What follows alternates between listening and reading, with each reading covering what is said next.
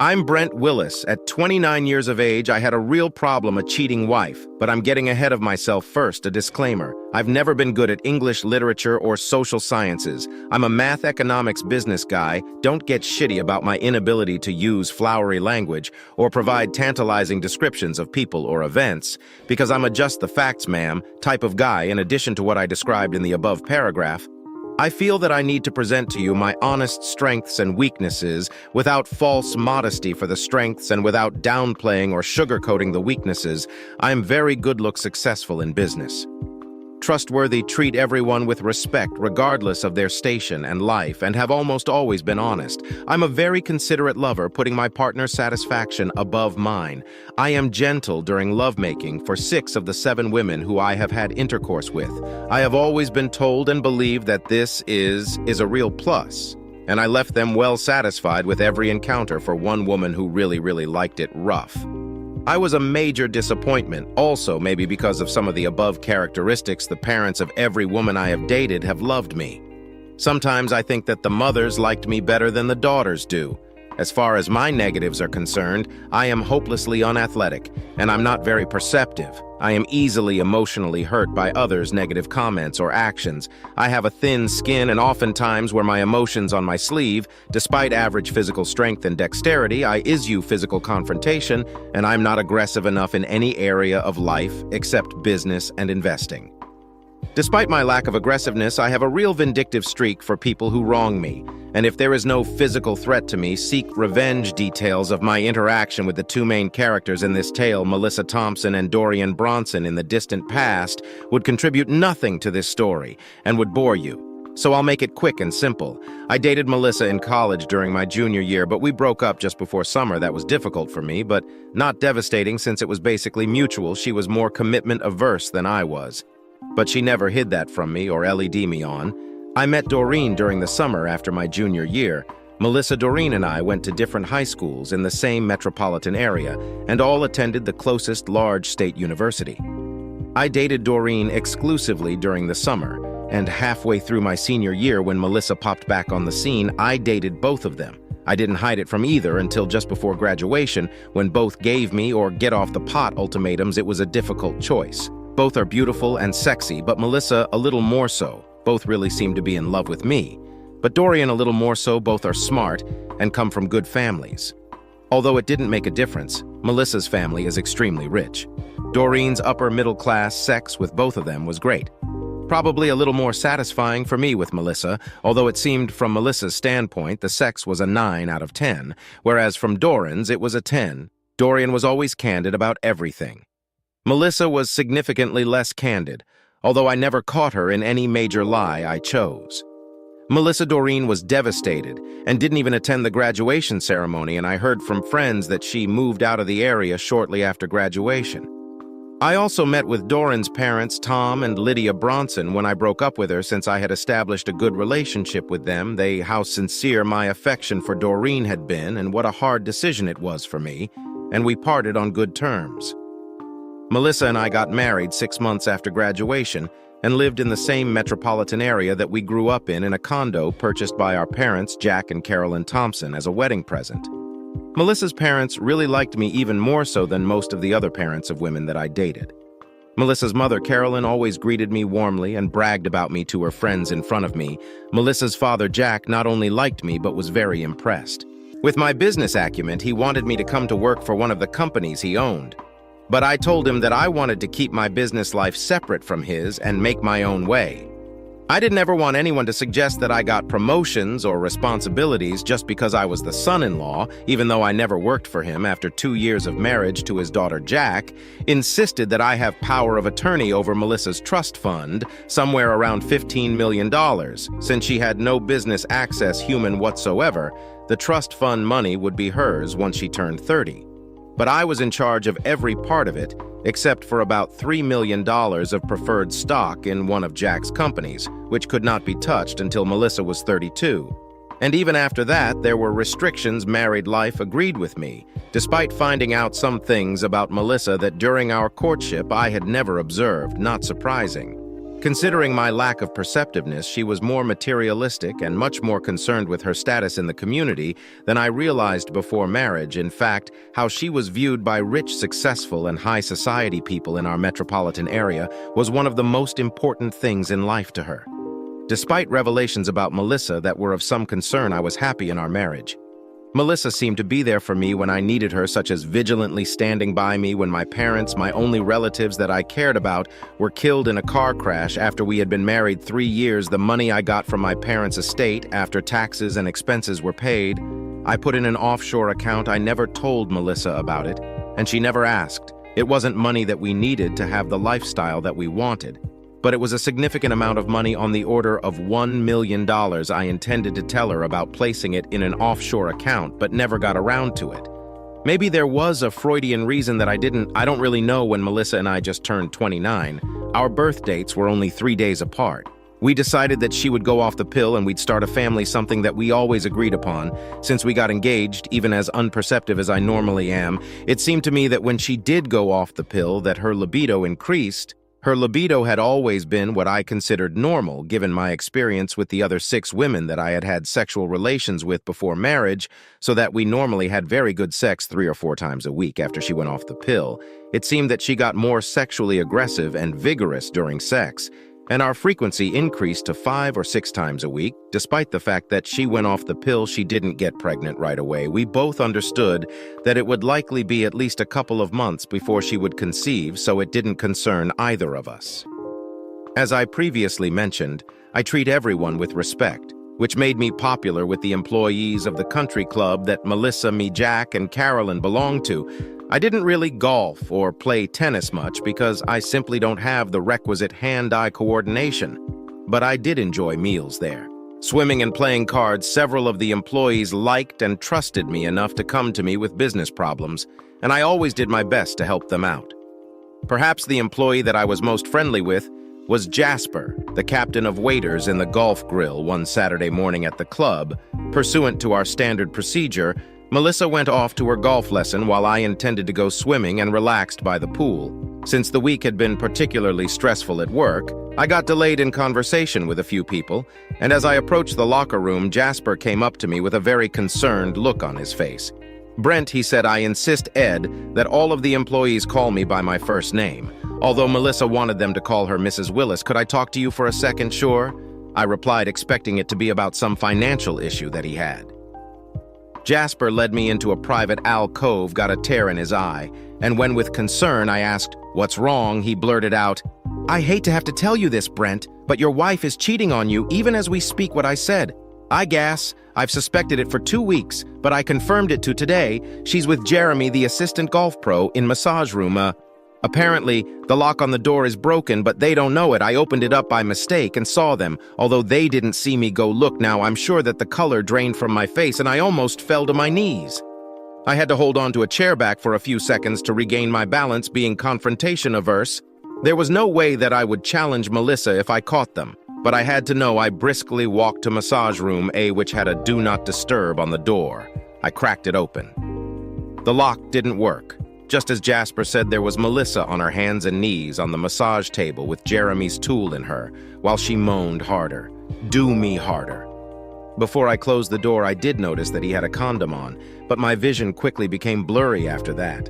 After I closed the door, I collapsed onto the floor. My mind was in turmoil. To say that I was devastated would be the understatement of the decade. I finally regained enough awareness to realize that I needed to get out of this there. As I hurriedly exited the building, I went past Jasper and was able to cough out, "Thanks for telling me, but do not tell anyone else under any circumstances, please," before tears formed in my eyes. Jasper replied with real concern in his voice, "You got it." "Sorry, man. I drove in a fog until I came across a bar that was open. It was a relatively high-class bar in a nice part of town, actually, the suburb that Doreen's parents lived in, near some restaurants and clubs. I almost never drank hard liquor and rarely more than 2 glasses of wine a day if I drank at all. I got absolutely plastered sitting at a table by myself in a corner of the bar. By the time that I stumbled out of the bar, it was dark, and I was beyond drunk. My plan was to get into my car without a seatbelt on and crash it into a brick wall and kill myself. I obviously was overlooking the airbag. The last thing that I remember is falling down. I only know what happened the next 12 hours from what other people told me. I awoke in strange surroundings. It looked like a guest room in a residence. I was dressed in the same clothes that I was wearing when I left the country club. I had a splitting headache and otherwise felt like... Unfortunately, I had not forgotten the reason for my mala, so I felt worse emotionally than I did physically. I slowly walked out of the room I was in, found a bathroom, and after relieving myself, looked in the mirror. I looked as bad as I felt, including having a large bump and scrape on my noggin. I thought that I recognized the second-floor hallway that I was in, but couldn't place it. I heard sounds of meal preparation and people talking on the first floor, so I stumbled down the stairs.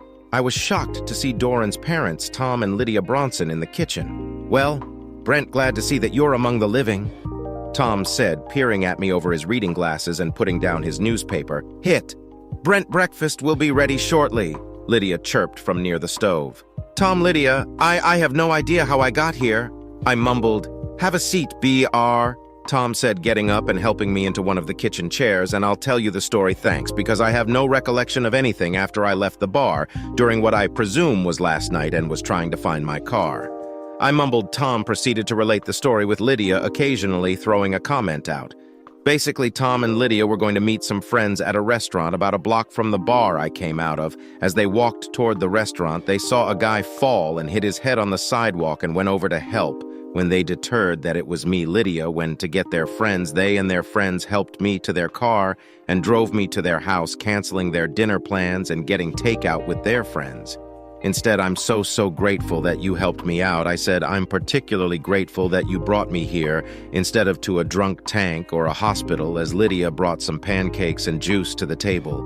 She replied, "Considering what you were mumbling, we thought it best to just bring you here. Get some food in you, you need it." "What did I say?" I asked, completely perplexed. "That can wait until after breakfast." Lydia responded while dishing me a stack of hotcakes at breakfast. The three of us talked about a number of things, but not about the previous night. Of course, I inquired about Doreen, and they told me that she had been married for 3 years, but was now divorced and had moved back to the area and lived only about 10 miles away. She was a successful entrepreneur. "Is she still as beautiful as she was in college?" I asked wistfully. "You have to judge that for yourself. She'll be here shortly." Tom replied what I yelped. "She can't see me like this. She won't mind."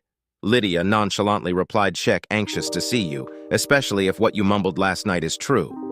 But then breakfast was finished, and after I helped clear the table, the three of us went and sat in their living room. "What did I say last night?" I sheepishly asked. "There's no reason to relate everything," Tom said pensively. "Let me just hit the highlights. Rather low lights. Your wife Melissa was cheating on you. There is no way that you'd start a family under those circumstances, as you drank hard liquor for the first time in 2 years to drown your sorrows, and you were planning on killing yourself. Does that about sum it up?" "Lydia, those are the low lights," Lydia responded with a bemused look on her face.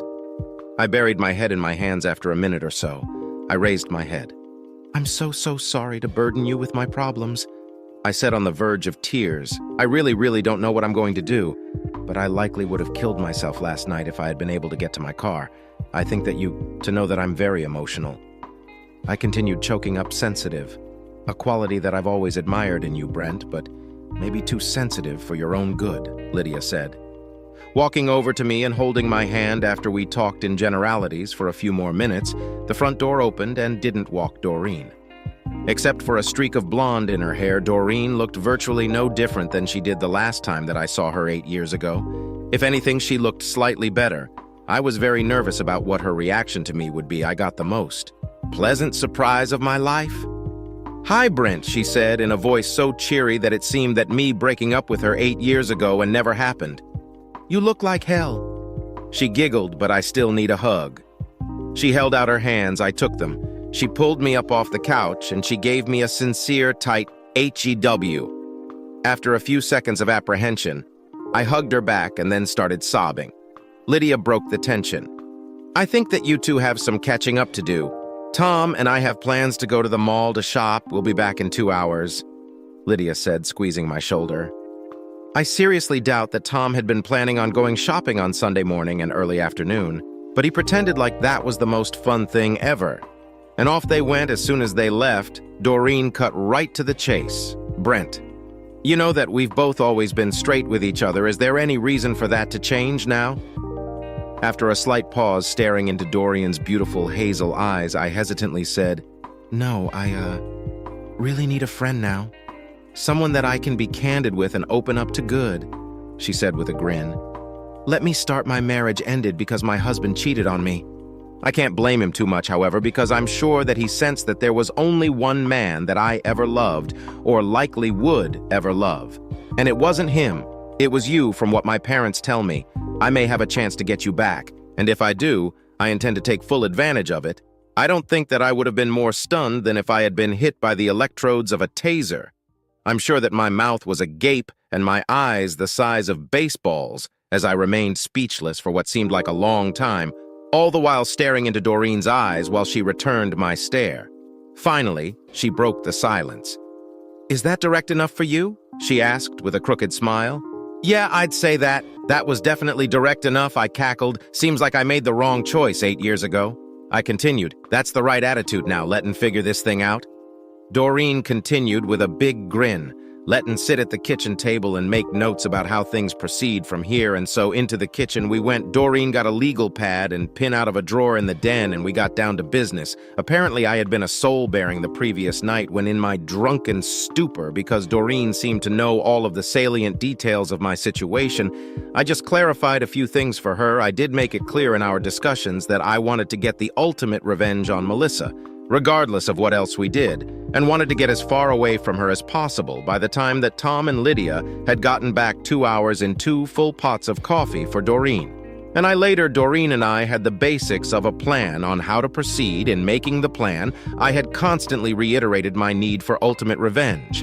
And to get out of my marriage, she told me that she'd do anything to help, as long as I ended up with her, and the ideas gushed out. We each made it to list a list of things to avoid, and a list of possible major pitfalls. We promised to meet for lunch every other day to refine things and see how we stood in completing our assigned task. There were only 2 people that we really needed to trust, Tom and Lydia. Well, maybe Jasper too. Neither of us had any problem with trusting Tom and Lydia, and they were honored to be taken into our confidence. We told them only as much as we needed to. I believed that I could trust Jasper also the most immediate. Problem was to explain to Melissa how and why I had been gone since yesterday early afternoon. Now an expanse of more than 24 hours since I looked like hell, including the bump and scrape on my head from passing out on the sidewalk. We were confident that it was doable. Doreen drove me to where I had left my car. Fortunately, it was undisturbed. I had left my cell phone in the car. I checked the messages on my cell phone, which included 10 from Melissa and 1 from her father, Jack. The first one, chronologically, was from Jasper. "Hey, Brent. Jasper said just thought that I'd let you know that I saw Melissa. She asked if I had seen you. I told her that you had an emergency come up and looked all around for her, including on the driving range and course, but that you couldn't find her or Jeremy, so you took off with instructions for me to tell her that you'd be in touch as soon as your emergency was resolved, and to take a cab home." She had a very distressed look, but bought my story completely. "Good luck, man, and let me know if there is something that I can do to help." The messages from Melissa and Jack were all about the same, with increasing levels of concern about my whereabouts. Doreen and I decided that I would call Melissa, tell her that I had been mocked and had been taken without IED to a clinic, and that I would be home in an hour or so. I placed the call. Melissa sounded frantic when she answered the phone, and relieved I cut the call short. Doreen and I kissed, not a full-blown passionate one, but not just a good friend's kiss either. I need to remain true to Melissa until our plan plays out. I told Doreen that doesn't surprise me. Doreen said with a big smile, "Once it does play out, however, I'm going to screw you to death." She chuckled. "Woe is me," I dramatically replied. My only concern is if you can act properly with Melissa in a way that doesn't raise her suspicions." Doreen said that's my major concern too, I replied, "given how emotional I am, but you've given me the courage to do it, since I know that there's a pot of gold at the end of the rainbow." "I'll find a way," I said with a determined look on my face. Darren smiled. We exchanged one more quick kiss, and I was off first to buy some Plan B pills and a burner phone at the pharmacy, and then home. Melissa and her parents were bordering on hysterical when I got home. My appearance gave them no reason to doubt my story about the mugging, since my head injury was real. my clothes dirty and disheveled, and my hair a mess. I had hidden my wallet in the car and would pretend that I had to get new credit cards and a new driver's license since they had been stolen, although thankfully my car keys had not been having Melissa's parents there helped. I may have not been able to pull it off if they hadn't been there, since my anger boiled to just below the surface when I saw Melissa, but I remained relatively calm and played the disorder story Ed victim to the hilt. Considering her activities on Saturday, I was really quite surprised that Melissa appeared very sincere in her concern for me, and there is no doubt that she had not slept the night before she looked almost as bad as I did. Her parents decided to stay overnight after Melissa and I showered and had a dinner that her mother Carolyn cooked. We more passed out than went to sleep. My skin almost crawled as she lay her head on my shoulder, but I sucked it up, and within minutes I was in Never Never Land. Over the next 3 weeks, things progressed basically. As Doreen and I planned, Doreen was as diligent as anyone that I have ever seen in accomplishing her tasks. After 2 lunch and meetings with her, there was no doubt in my mind that I should have married her instead of Melissa. All my old feelings for her returned in spades, and I was blown away by her devotion, competency, and efficiency. There was much to do, and things were complex since I was having difficulty in interacting with Melissa. I wanted to stay on schedule regardless of many minor setback in order not to raise suspicions and to accommodate her enhanced libido. I even had sex with Melissa 8 times, each time I fantasized that it was Doreen in the morning after each session. I crushed up a Plan B pill and included it in the breakfast that I lovingly made for Melissa and watched her to make sure that she ate it before I left for work. There is no way in the world that I wanted a child with her. It sounds strange considering how horribly upset and devastated I was when I witnessed Melissa's cheating, but 3 Saturdays after that Terry event, I was hoping that Melissa would be cheating again. I needed her to be in order to execute my plan using the burner phone that I had purchased at the same time as the Plan B pills. I called Doreen first thing Saturday morning to ensure that everything was on track. I kissed Melissa for the last time as we parted on Saturday morning at the country club, she to go to her golf lesson and me to swim. I tracked down Jasper, got his pledge not to ever tell anyone that he had told me about Melissa's cheating or that I witnessed it 3 weeks earlier, and gave him $10,000 in cash. After a delay of about 20 minutes more, I surreptitiously removed the Do Not Disturb sign from Massage Room A and made sure that the lock was still broken and that Melissa and Jeremy were inside. Then I enlisted the help of the director of the club training facility in the head golf pro, ostensibly to find Melissa, frantically telling them I have a real emergency. I maneuvered the other 2 so that the head golf pro opened the door to Massage Room, as expected. There was assistant golf pro. Jeremy screwing Melissa doggy again. I noticed a condom. Thank God for small favors. The head golf pro blurted out what the hell. The director of the training facility gasped loudly, and I yelled Melissa. The copulating couple looked at us with completely startled and chagrined faces. Melissa screamed. Jeremy quickly pulled out and tried to pull up his pants, which were bunched around his ankles. I got a totally distraught look on my face, not hard to do considering the circumstances, and certainly not requiring any acting on my part, and then turned and ran, sobbing. The sobbing was an act, although inside my heart was bleeding. As I exited the area of the training facility, I heard the head golf pro shrieking at Jeremy. I quickly drove home and left my already prepared note with my wedding ring on the kitchen table. I also left my regular cell phone there since I did not want to take the chance that it could be used to track me. I had had the low jack on both my car and my laptop computer disabled 2 weeks earlier, my laptop computer and a suitcase with the only possessions that I valued. Some mendos of my parents and a few changes of underwear and socks were already in the trunk of my car. My note read, "I loved you more than life itself. I can't live with your betrayal. God saved my soul." I don't know how Melissa got home so quickly, but she got there before I left. I would rather not have seen her, but it may actually have worked out for the best. As far as partially satisfying my need for revenge was concerned, Melissa was genuinely panic-stricken. She kept grabbing me. I kept pulling away. She kept trying to make eye contact. I avoided it. She yelled things like going off the pill, made me too horny, my hormones are. All screwed up. It was just sex. I made him always use a condom. I need to have your baby. And what will my parents say if you leave me? The only thing I said in response to all of her hysterical rants was a genuinely emotional, choking reply to last question. Tell them that you killed our love and me. There were tears in my eyes as I pushed her away from me, then ran out the door.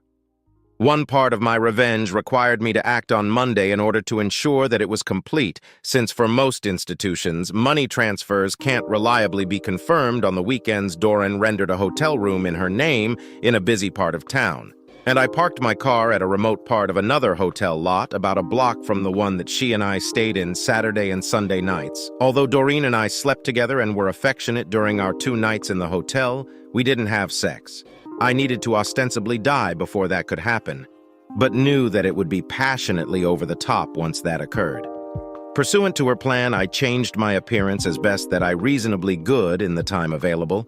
Doreen cut my hair much shorter than I usually wear.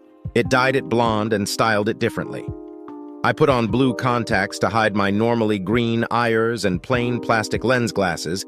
I applied a fake professional blonde mustache that looked entirely real, and I wore clothes that Doreen had purchased for me that were vastly different than the type that I normally wore. Doreen and I went a movie Saturday and Sunday nights in a theater adjacent to the hotel at most of our meals room service, and went over our plans again and again so that we knew every detail by heart. Monday morning, I made electronic transfers of the assets worth approximately $12 million in Melissa's trust fund that I legitimately had complete control over to 6 different charities that Doreen and I had obtained all of the necessary electronic transfer information for. 5 of the transfers went through, the 6 did not. And there was no time to try and get information about another charity, so the 5 transfers would have to do. One of the 6 charities was one that Doreen had set up several years ago and which she still had operative control of after we made the transfers and got confirmation that they had been completed. Doreen drove me to my car. That's when there was a major glitch in our plans. I underestimated the resolve and influence of my father-in-law. Apparently, he had virtually every law enforcement officer in the city looking for my car because when we got to it, there was a squad car sitting right next to it with a policeman inside the squad car. We needed my car because it had been specially modified to execute the major part of our plan. We had made some contingency plans, including purchasing a disguise for Doreen and a backup disguise for me. Doreen's nimble mind immediately came up with a solution. She put on her disguise, ran up to the squad car, and frantically told the officer, "There's a guy in the hotel lobby with a gun."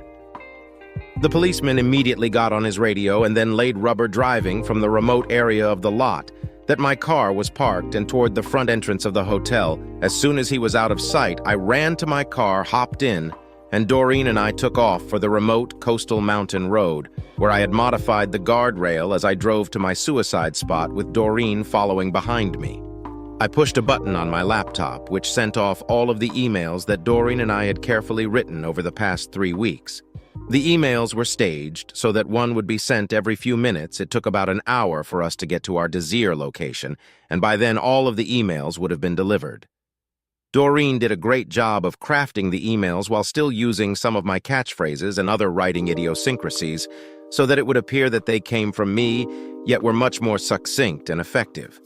The emails basically said that I was too weak a person to overcome the betrayal occasioned by my wife's extramarital sex, and apologized for ending my life without personally saying goodbye. The emails included statements of the pain and anguish that I felt much more effectively than I would have been able to execute.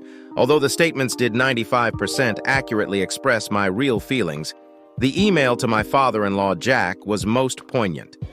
I apologized to him that my need for both suicide and revenge was so great that I breached his confidence in me by emptying Melissa's trust fund and hoped that he could find it in his heart to eventually forgive me. The suicide spot had been carefully selected. There was a sheer drop-off from a mountain road to a part of the ocean that had severe but constantly changing underdose. But the most ingenious investigator would conclude that no one could survive the fall off the cliff, and that the person's body might never been found, and certainly there was no way to accurately predict where it might end up if not beaten to smithen by wave and rock action or consumed by sea creatures. A few days earlier, I had put acid on the bolts at one part of the guardrail at the suicide spot, and then another material that could simulate natural corrosion. My car had been modified so that by remote control, the accelerator rod within the engine compartment would be thrust forward, but when it reached its end of travel, would actuate a small explosive device that would likely destroy it. Doreen and I parked our cars on the shoulder of the road at the suicide spot. We looked with binoculars until we were quite certain that there were no other vehicles within sight. Then I positioned my car so that it was facing the guardrail, and about 30 m away from the area where the guardrail bolts had been weakened. I actuated the remote control so that the vehicle accelerated. There was just enough momentum when my car hit the weakened guardrail to break through and fall off the cliff landing in the ocean, hundreds of feet below Doreen. And I had also disabled the driver's side airbag of my car and had impregnated the part of the leather wrapping on the steering wheel where my head would hit in an accident with my blood and tissue. We also put my fresh blood on the steering wheel leather wrap, but had impregnated it to be sure that some would remain in case the fresh blood was washed away by ocean wave action.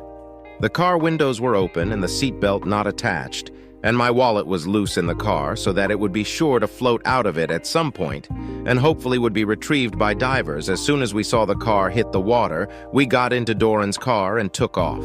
We drove 400 mil away that day and 400 more the next, paying for everything with cash until we got to an initial destination city where Doreen had made arrangements to pick up a document helping to establish my new identity. We spent the first 2 whole days and 3 nights at our initial destination city in our hotel room. This time we weren't just ordering room service, we were screwing each other's brains out.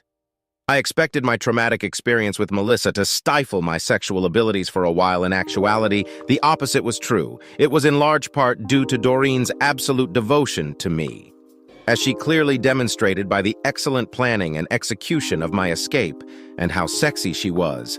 I quickly found out that not only had Doreen become slightly better looking over the last 8 years, but that she had become significantly more passionate, so much so that our first time together I broke from my normal tender lovemaking and we screwed each other's brains out. After that, we alternated between gentle loving and animalistic screwing more times in 2 days and 3 nights than I thought was humanly possible. At least for me, we were both completely sore and barely able to even walk or pee without pain. Before we left our hometown, Doreen had obtained a certified copy of a birth certificate from a child by the name of Alex Simmons. Alex was born in a rural area without computer records just a year before I was, and had died shortly after his birth at our initial destination city. Using a photograph with my new appearance, we purchased a customized counterfeit Australian passport in Alex Simmons' name. Doreen had determined that Australian passports were some of the easiest to forge, and 2 weeks ago had located an expert forger in our initial destination city. My counterfeit passport was perfect. It even had fake trip stamps to and from Thailand and 2 other Asian countries, a fake stamp indicating entry into the US a month ago, and a broken, and look to it, it would readily support my story that I was a Native American who had moved to Australia as a child and was now returning with my new birth certificate and passport in hand. We leisurely drove to our final destination city on the opposite coast. From our hometown, we made a point of screwing in every state that we traversed, even if it was for just an hour in a Motel 6. When we got to our final destination city, we rented an apartment and finalized plans to start our new life together. I had already transferred the money that I had inherited from the offshore account in Brent Willis's name into a new offshore account in the name of Alex Simmons. Using my birth certificate and the Australian Alex Simmons passport, I was able to set up a US bank account and transfer some money from the offshore account into it. Within 6 weeks, I had a driver's license, credit cards, and every other normal piece of identification one would expect. Within 6 months, Alex Simmons had a US passport during our trip escaping my former life. We regularly checked in with Doran's parents and also checked internet sources for stories about Brent Willis. Things were grim for Melissa within a week of my suicide. My car had been retrieved from the ocean using a barge with a crane. Divers had found my wallet, and almost everyone I knew had been interviewed and my financial records combed, since in the 3 weeks before my demise, I had only gotten $30,000 in cash, all in transactions that seemed mostly legitimate and not actual cash transactions, since that was not an unduly high amount considering my lifestyle, and since there was absolutely no activity of any kind in any of my bank, credit card, or brokerage accounts, it was assumed that I was dead. My death was confirmed shortly thereafter by scientific testing of my vehicle. Technicians recovered my blood and tissue from the leather wrapping on the steering wheel. The intentionally clumsy on my part, disabling of the driver's side airbag in my car, plus my suicide note for Melissa, and suicide emails to all my acquaintances left no doubt in the public's mind that I had committed suicide from everything that I had gathered. Public condemnation of Melissa and Jeremy was extraordinarily harsh. Of course, Jeremy immediately lost his job, and all indications were that the head pro at the country club would make sure that he never got another golfing-related job anywhere in the United States. He was reported to have left town within a week of being caught with Melissa. Melissa was a pariah in high society circles. She even suffered the indignity of being expelled from the country club, even though she would certainly have resigned on her own. Attempts by local reporters to interview her were unsuccessful, and there was no indication that she ever left what used to be our condo. One unfortunate part of the execution of my plan was what it did to Jack and Carolyn, Melissa's parents. I always knew that they liked me, but I didn't realize that they loved me as a son. One quote from Jack in the cities. Biggest newspaper reduced me to tears. Our loving son is dead, betrayed by his wife. Please respect our private why and let us grieve for our terrible loss. Doreen and I had just started our new life in our apartment when Tom and Lydia informed us that there was going to be a memorial service for me arranged by Jack and Carolyn. Although it was still long before I could legally be declared dead, there was no one who didn't believe that I had committed suicide. Doreen decided that she would attend the service and flew back from our new city to her hometown. When Doreen returned, I could tell that she was holding something about the ceremony back from me she tried to be flippant about. But I wouldn't have it after a couple of days of me pestering her in tears. She told me about how awful it was people that I didn't really recognize cared that much about me. Apparently did. It was a very solemn event. Jack broke down several times trying to deliver a eulogy, which had to be finished by his brother Carolyn, looked like death warmed over and quietly sobbed throughout the entire service. Melissa was not in attendance. She was reported to be in a mental health facility. Not only would no attempt be made by Melissa's family to recover the $10 million that I sent to charities from Melissa's trust fund, but the family gave $2 million more the amount that I intended to send, but wasn't able to another charity in my name. My memorial service was 4 years ago. I was legally declared dead 2 years after it. Doreen and I married as soon as Brent Willis was declared dead. We are now Mr. and Mrs. Simmons. When we got married, we already had a little girl, and we now have a little boy on the way. Doreen and I have no money problems. In addition to my inheritance, we have the money from the sale of Doreen's business to her employees, and the salary that we get from the charity we work for. Ever since the charity that Doreen set up got their $2 million donation, they have had enough money to hire her as the full-time operations director and me as the financial director and investment counselor through the charity. We have been able to help hundreds of underprivileged families and get great satisfaction from our work, including by increasing our outreach every year. Tom retired he and Lydia moved to a place only about 15 mil from our house in order to be near us, and especially their granddaughter and their grandson to be. I love Doreen more than I ever loved Melissa, and she loves me more than Melissa ever did. That makes me feel guilty that I didn't choose her after college. The entire mess with Melissa and her family could have been avoided. I stopped trying to find out what had happened to Melissa, Jack, and Carolyn. The news was never good and just enhanced my guilt. The last that I heard, Jack and Carolyn had established a scholarship in my name at the college that Melissa, Doreen, and I had attended, and Melissa had gotten out of the mental health institution after 6 months of treatment and moved away. Doreen and I could not be happier with each other and our life together, except for one thing. We could not have more guilt than what we feel for how absolutely successfully my revenge was executed. We now know that not even guilty Melissa, let alone innocent Jack and Carolyn, deserved what we did to them. I wish that I was not such a chicken and had confronted Melissa and divorced her. What if, Sarah Witch?